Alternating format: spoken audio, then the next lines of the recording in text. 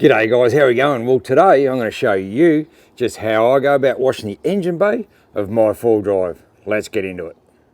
Okay, so I've dug out the few items that I'm going to need, to wash the engine bay of my GU Patrol. Now, probably thinking engine bay washing now, it sounds like a big job. Well, it's only going to be as big as you want to make it. For me, I'll do everything simple and easy, and this is just another one of them. So all I've got here, it's just a pump bottle with CT20 truck wash in that.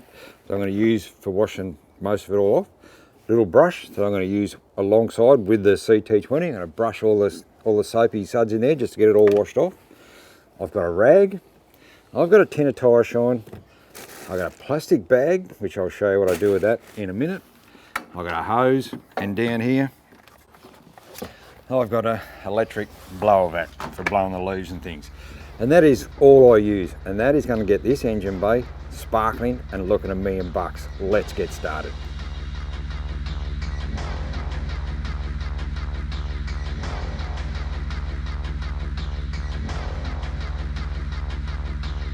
So before I start, hosing everything down, this is where now the plastic bag for me comes in. Now, my alternator, I like to cover the alternator up. Yeah, look, they are a waterproof item. You're driving down the road in the rain and that sort of thing. But really, how much water comes in your engine bay? I don't know, when you're driving in the rain. Bugger all, I would sort of think. But one good thing also with the Nissan alternator, it is up pretty high. So when I'm doing river crossings and that sort of thing, it is up pretty high, so it wouldn't get a great deal of water in it. So I like to stop as much water when I get the hose going in here. I like to stop as much water as I possibly can going inside that alternator. So this is where the plastic bag for me comes in. So I just stuff it under there, cover it up. Depending on where your alternator is, you'll have to find that on your vehicle. And then that's just going to stop as much water as I can from going inside the alternator. And the other thing too, depending on how dirty and maybe greasy your engine is, you might have maybe some oil leaks and those sort of things, and you might need to put a degreaser over it first before you get to this stage. Was I don't have to do that, so it's just going to show you the wash that I've got going on here, and it's not that big a job as long as you keep up with it. If you do this sort of once a month or every couple of months, it's not that big a job to get this done. This is not going to take long to do it at all, and it looks fantastic when it's all finished. And the other thing too, when you go and get your vehicle serviced, your mechanic's going to pop the bonnet and he's going to see a really nice clean motor there, and he's going to know straight away that one, you've got some pride in your vehicle, you look after it and keep it nice and clean, and it's a good way of seeing any potential issues coming on early, with a nice clean motor. So let's get stuck into this and get this thing sparkling. It's going to look great. Alright, so we'll get started. So what I'm going to do here, I'm just going to hose down the bonnet first. I'll do the underside of the bonnet. And when it comes to pressure washing and that sort of thing, I don't use a pressure washer at all under my bonnet here. I just don't like the idea of, the high pressure with some of the delicate wires and that sort of thing. My fuse box over there, that's all sealed in a plastic box, so that's not so bad there. But I just don't like the idea of, really high pressure under the bonnet. It's too much delicate wires and sort of things going on there. So, and even with my hose, this is still not going to be full pressure. All it is just enough to, rinse the soapy stuff off. So we'll just give this a bit of a rinse first. Just around the outside there, like that. That's enough for that. Then I'm going to get my CT20 and I'm just going to give that a bit of a spray. Let it sit on there for a few minutes, and then I'll hose it all off. I'll just give it a bit of a spray going there. There we go. Spray that on there. Down the side there.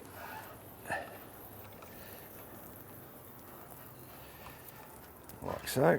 And then I'll just get my brush, just give it a bit of a going over.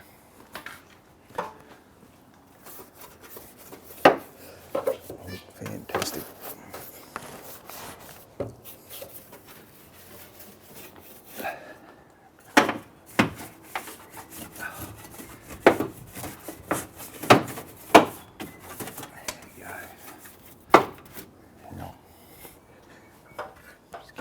Off.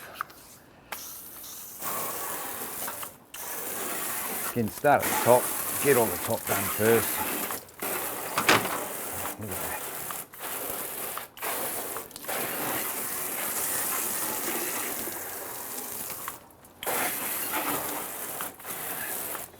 Also, if you've got one of these sort of older model full drives that, you know, where your electrical's a little bit delicate, you might need to spray some WD-40 or that sort of stuff too, whereas this all, you know, it's all electronic and all sealed up, so I don't have any issues with water getting on it. Just keep that one in mind too. Another one too, especially if you haven't got a snorkel, you might want to find out where your air intake is, because the last thing you want to do is get a chute of water going up your air intake, and then you go and start your motor up and it gets a gut full of water inside it. So just a couple of little things there just to check before you do, especially if you don't have a snorkel on, which I do, so I don't have that problem. There we go, that's finished, ready to roll. So what I'm going to do now is going to give the motor a bit of a quick spray over as well, and then I'll spray it up with the CT20. Give it a quick wash, quick rinse over.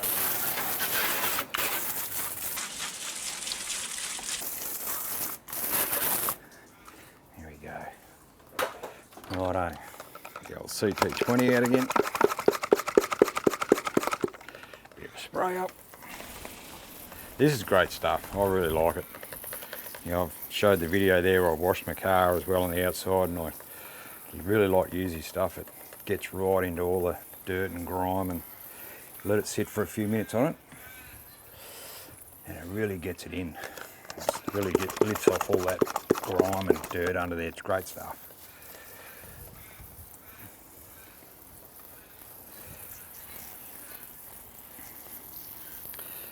And too, you want to do this with a cold motor. You don't want to go washing the engine bay when it's hot, especially with spraying this sort of stuff on, and then the tyre shine we're going to use a bit later on. Do it when your engine's cold. It's going to look great.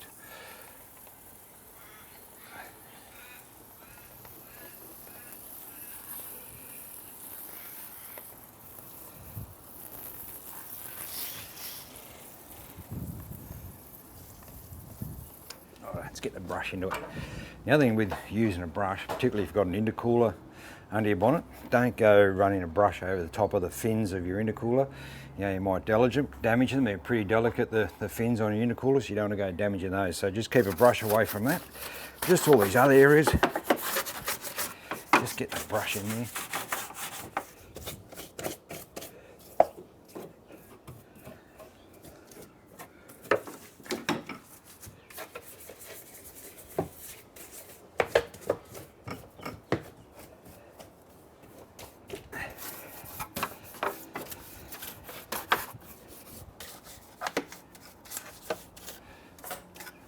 Already, that's looking sensational. Right, let's get the hose back in it. Again, no great pressure required. Just hose all that soapy stuff off.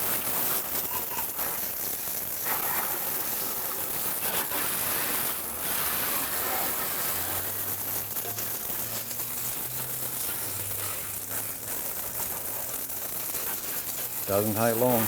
But geez, it looks good.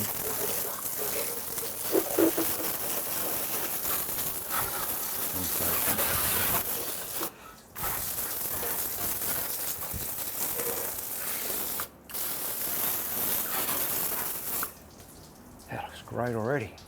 Righto, now we get the drying stage going on, so we can get it all dried up, get some tyre shine on it, then she's really going to sparkle. Let's get into it. Righto, now we're bringing out the heavy artillery. Dry the bonnet down.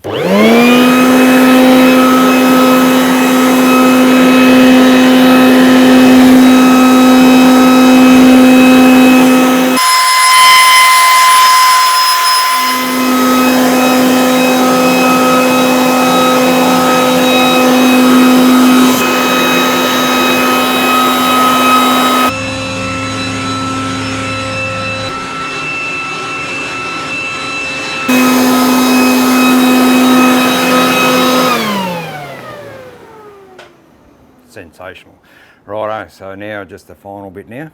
Let's get into that and really make this thing look $1,000,000. Righto, now this final stage, good old tyre shine. I use this pretty much everywhere. When I'm saying about using tyre shine, I'm not talking about drowning it, you know, not like you get a fly spray out and you're actually drowning a fly in it. It's not like that at all. It's just a really light spray, and that's all it is. And this is why I have the rag, because I wipe off any sort of excess as well. So it's just a really light spray, and this is going to look sensational. Just get into all those areas there, and then just give the excess a bit of a wipe off. Now again, don't go doing this the day before you're about to go out in the bush, or even that day, because it'll probably collect a bit of dirt and dust all over it. But also find, as I've same reason why I use this when I'm washing my car, I find that, you know, dirt and that doesn't stick to it, you know, later down the track. You know, it washes off so much easier with a bit of good old tyre shine on it. So we'll get up here, we'll go to the rest of it. It's been a while since I've given the old ZD30 a bit of a good birthday under the bonnet. Well, this is it. God, it looks so good.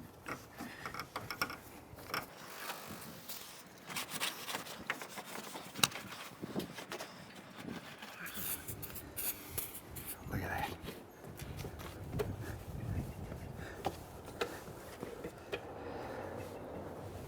And one really important factor when you're finished, if you're going to use the plastic bag, make sure you take it out. Oh, that looks fair dinkum.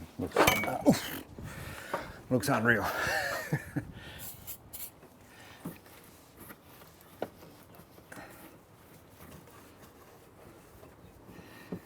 And this way, you're certainly going to see if there's any potential problems beginning. You're going to see it so much easier if you, compared to if your engine bay's all cluttered up with mud and grease and dirt.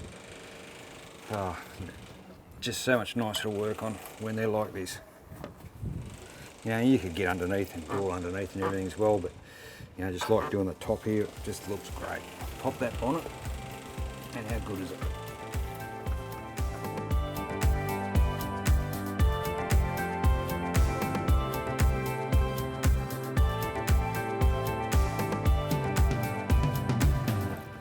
Well, that's pretty much my engine bay there washed up. Doesn't take much. As you can see, a bit of spray, brush, a rag, a bit of tyre shine and a blower vac just to dry it all off, and it looks sensational. So there you go, guys. How are you guys doing washing the engine bay on your four drive? Something similar? I'd be pretty keen to know. Always good to learn tips and tricks from everyone else, so chuck them in the comments down below. Going to be pretty keen to read those. So there you go, guys. Now it's time to get this thing hopefully back out in the bush there, and we'll get it all dirty again to wash it all up. Thanks for tuning in, guys. Catch you later on. Hooroo. Oh, look,